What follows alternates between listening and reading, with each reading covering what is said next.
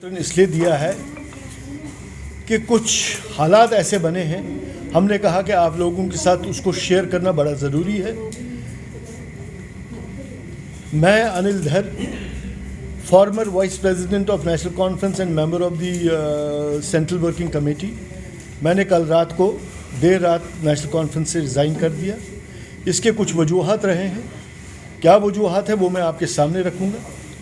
कुछ अरसे से ये देखा जा रहा था कि नेशनल कॉन्फ्रेंस की लीडरशिप का जो रवैया है कश्मीरी पंडित समुदाय और कश्मीरी हिंदू समुदाय के तई उतना सेंसिटिव नहीं है, उतना केयरिंग नहीं है और उतना कंसर्न और केयर उनका कश्मीरी पंडित समुदाय की तरफ नहीं है। इसमें रिसेंटली जो मैं आपको बताऊं, उमर साहब के जो दौरे चल रहे थे कश्मीर में, वहाँ पे दौरा हो रहा था मुख्तलिफ जगहों का, और उनके जो स्टेटमेंट आ रहे थे बिल्कुल मुस्लिम सेंट्रिक स्टेटमेंट आ रहे थे।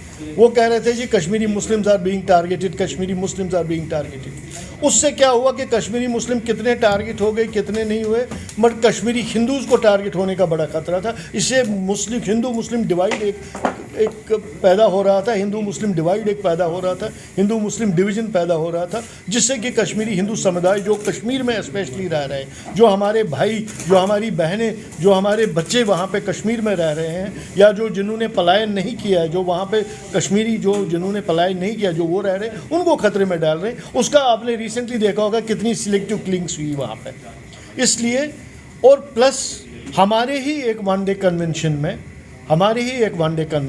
यहाँ पे हमने डॉक्टर फारूक अब्दुल्ला साहब का फेलिसिटेशन किया, उनको बुलाया था यहाँ पे, और उन्होंने हमारे कन्वेंशन में कहा कि भाई कश्मीरी पंडितों को कश्मीर से निकालने में जगमोहन, उस वक्त के गवर्नर जो हैं जगमोहन का बहुत बड़ा हाथ है, जबकि इसमें कोई उतनी सच्चाई नहीं है। क्या हम इस स्टेटमेंट से ये मान सकते हैं कि फारूक साहब पाकिस्तान को और पाकिस्तान स्पॉन्सर टेररिस्ट को बिल्कुल एग्जॉनरेट करना चाहते हैं? क्या उनको क्लीन चिट देना चाहते हैं? जिन लोगों ने कश्मीरी पंडितों को भगाया वहाँ से, जिन लोगों ने कश्मीरी पंडित्स को वहाँ से निकलने पे मजबूर कर दिया, जिन्होंने कश्मीरी पंडित एग्जोडस के लिए जो रिस्पॉन्सिबल है, क्या हम उनको क्लीन चिट दे देंगे? अगर ऐसी बात है तो हम गवर्नमेंट ऑफ इंडिया से आज भी रिक्वेस्ट करें, मैंने कई प्रेस कॉन्फ्रेंसेस में पहले भी कहा है, एक ट्रूथ एंड रिकन्सिलिएशन कमीशन बनना चाहिए। क्या कश्मीरी पंडित अगर जगमोहन का वेट कर रहे थे, उस वक्त हम जगमोहन का इंतज़ार कर रहे थे ये कब आए और हमें भगाए यहाँ से, ताकि हमारे बच्चों को मारे, हम हज़ारों साल की जो हमारी विरासत है वहाँ पे उसको छोड़ दे, जो हमारी हज़ारों साल की कल्चर है उसको छोड़ के, उसको तर्क करके हम वहाँ से छोड़ के चले जाएँ?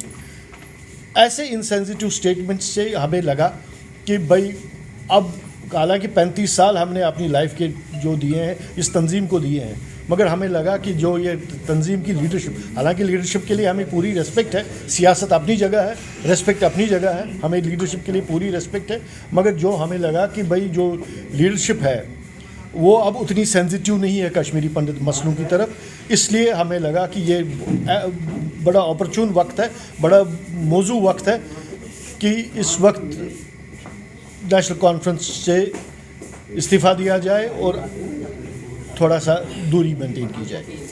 दरअसल आपको बताएंगे, मिलते रहेंगे आपको, आपके साथ मुलाकात का कोई और भी मौका मिलना चाहिए, उस वक्त बताएंगे आप। क्या सिर्फ यही वजह रही कि कश्मीरी पंडित्स की आवाज़ वहाँ पे सुनाई नहीं देती है, इसी वजह से आपने ये छोड़ा है कि या कोई और वजह? नहीं, और कोई वजह नहीं थी। देखिए जी, नेशनल कॉन्फ्रेंस का मेंबर तो हूँ मैं, आई वॉज ए मेंबर, मैं नेशनल कॉन्फ्रेंस का member, but before that I am a proud Kashmiri Pandit also, Kashmiri Hindu also. इसलिए जब हमने देखा कि वहाँ पे हमारी आवाज़ को नहीं सुना जा रहा है, हमारे सेंटिमेंट्स को नहीं देखा जा रहा है, इसलिए हमने वहाँ पे छोड़ा। क्या लीडरशिप स्टेटमेंट जो हैं वो हैं, चाहे वो उनके लिए रेलेवेंट हो, हमारे लिए वो रेलेवेंट नहीं है, हमारे लिए वो सच्चाई उनमें नहीं है, उन स्टेटमेंट्स में।